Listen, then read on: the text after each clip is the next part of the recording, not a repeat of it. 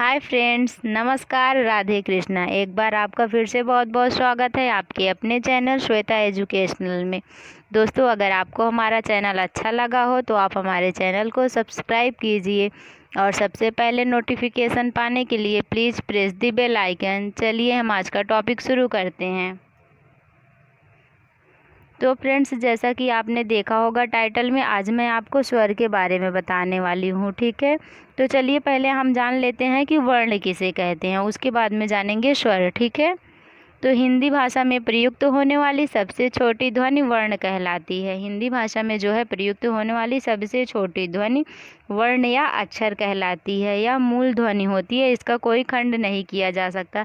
जैसे कोई अक्षर है जिसका हम कोई खंड ना कर सके, वही होता है स्वर। ठीक है, हिंदी में उच्चारण की दृष्टि से वर्णों की संख्या 45 है। हिंदी में जो है उच्चारण की दृष्टि से देखा जाए तो वर्णों की संख्या 45 है, जिसमें से 35 व्यंजन तथा 10 स्वर हैं।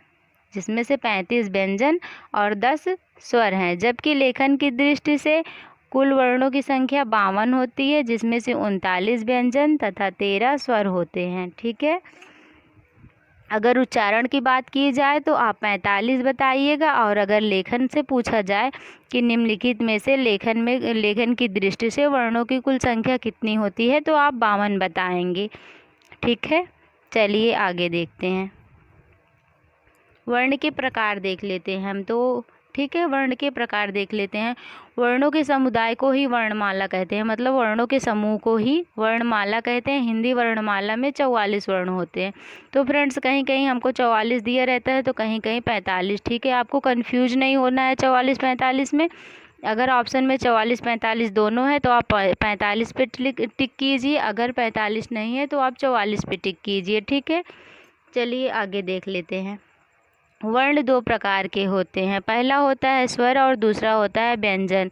तो व्यंजन के बारे में हम बाद में जानेंगे, अभी हम स्वर के बारे में देख लेते हैं। ठीक है, स्वर किसे कहते हैं, आइए देखते हैं।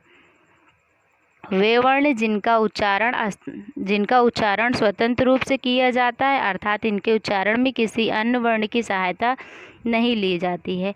ऐसे वर्ण मतलब ऐसे अक्षर जिनका उच्चारण स्वतंत्र रूप से होता है। ठीक है, जिनका उच्चारण स्वतंत्र रूप से होता है, इनके उच्चारण के लिए किसी अन्य वर्ण की आवश्यकता नहीं पड़ती है, वे स्वर कहलाते हैं। ठीक है, कुल वर्णों की संख्या, कुल जो है स्वरों की संख्या 13 होती है, जबकि मुख्य रूप से इनकी संख्या 11 मानी जाती है। वैसे तो हमारे स्वर जो हैं 13 होते हैं, लेकिन मुख्य रूप से 11 होते हैं। अन और आहा को छोड़ देते हैं क्योंकि वो अयोगवाह में आते हैं। ठीक है, आप तो इसको ध्यान में रखिएगा। अगर आपको ऑप्शन में 13-11 दोनों दिया है तो आप 13 पे टिक कीजिए, अगर आपको 13 नहीं दिया है तो आप 11 पे टिक करके आ जाइए। ठीक है, वे वर्ण जिनके उच्चारण में किसी अन्य वर्ण, यही अभी मैंने बताया ना कि वे वर्ण जिनके उच्चारण में किसी अन्य वर्ण की सहायता की आवश्यकता नहीं होती है, वे स्वर कहलाता है। ठीक है, तो फ्रेंड्स, आपको इसमें एक बात और ध्यान में रखने वाली है, देख लीजिए इसमें दिया, इसके उच्चारण में कंठ तालु। ठीक है, स्वर जो होते हैं, स्वर के उच्चारण के लिए कंठ और तालु का प्रयोग होता है, जीभ और ओठ का प्रयोग नहीं होता है। जिस अक्षर में जीभ और ओठ का प्रयोग होता है वे वर्ण जो होते हैं हमारे व्यंजन होते हैं। ठीक है, और फ्रेंड्स, आप ये ध्यान में रखिएगा कि एक अभी आएगा एक चैप्टर आप लोग के लिए घोष और अघोष का, तो वो चैप्टर तो मैं आपको बाद में बताऊंगी, लेकिन ये ध्यान में रखिए जो हमारे स्वर होते हैं, सारे स्वर जो है घोष होते हैं। ठीक है, अघोष नहीं होते। अघोष जो होता है वो व्यंजन में है, मतलब उसमें घोष और अघोष व्यंजन में दोनों होते हैं।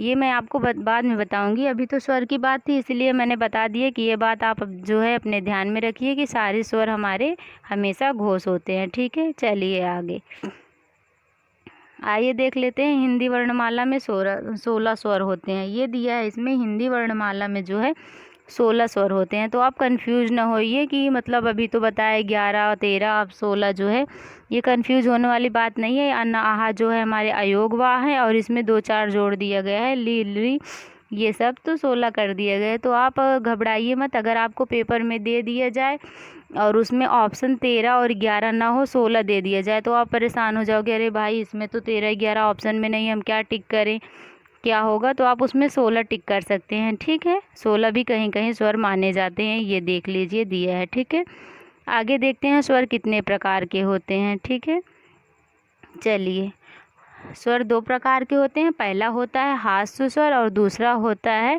दीर्घ स्वर। तो आइए हम देखते हैं हास्य स्वर किसे कहते हैं।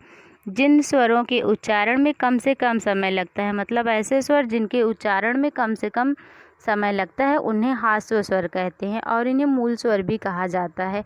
हास्य स्वर, अगर आपसे पूछा जाए हास्य स्वर कितने प्रकार के होते हैं, तो हास्य स्वर फ्रेंड्स 4 प्रकार के होते हैं। ये एग्जाम में ज़रूर पूछा जाता है, आप इसे ध्यान में रखिएगा। आ, बड़ा, ऊ, री। ठीक है, यही 4 जो है हास्य स्वर होते हैं। आइए देखते हैं दीर्घ स्वर। जिन स्वरों के उच्चारण में हास्य स्वरों से दुगना समय लगता है, मतलब जिन स्वरों के उच्चारण में हास्य स्वरों की अपेक्षा ज़्यादा समय लगता है, दोगुना समय लगता है, उन्हें दीर्घ स्वर कहते हैं। ये 7 प्रकार के होते हैं। ठीक है, अगर आपसे पूछा जाए दीर्घ स्वर कितने होते हैं, तो आप जल्दी से टिक कर दीजिए। 7 प्रकार के होते हैं, बड़ा, बड़ी, ऊ, ए, ऐ, ओ, औ।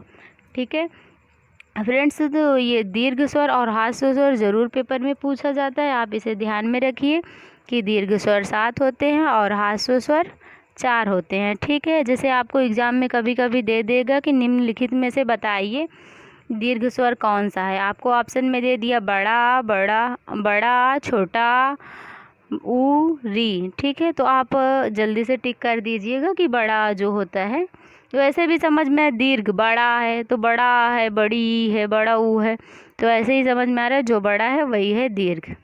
ठीक है, आशा करती हूँ आपको समझ में आया होगा। आइए आगे देखते हैं। आगे दिया है अन और आहा अयोग वाह कहलाते हैं। अभी मैंने बताया था थोड़ी देर पहले आपको, अन और आहा हमारे जो होते हैं मूल स्वर, मूल रूप से स्वर में नहीं आते, ये एक अयोग वाह होते हैं। वर्णमाला में इनका स्थान स्वरों के बाद और व्यंजनों से पहले होता है। अन्न को जो है अनुस्वार कहते हैं, कहीं कहीं पूछ लेता है निम्नलिखित अन्न को जो है क्या कहते हैं, तो आप बता दीजिएगा अनुस्वार कहते हैं, तथा आहा को विसर्ग कहते हैं। ठीक है, तो फ्रेंड्स आज के वीडियो में बस इतना ही, मिलते हैं हम अपने नेक्स्ट वीडियो में। अगर आपको हमारा वीडियो अच्छा लगा हो तो लाइक एंड शेयर कीजिए। तब तक के लिए bye bye, see you, good night.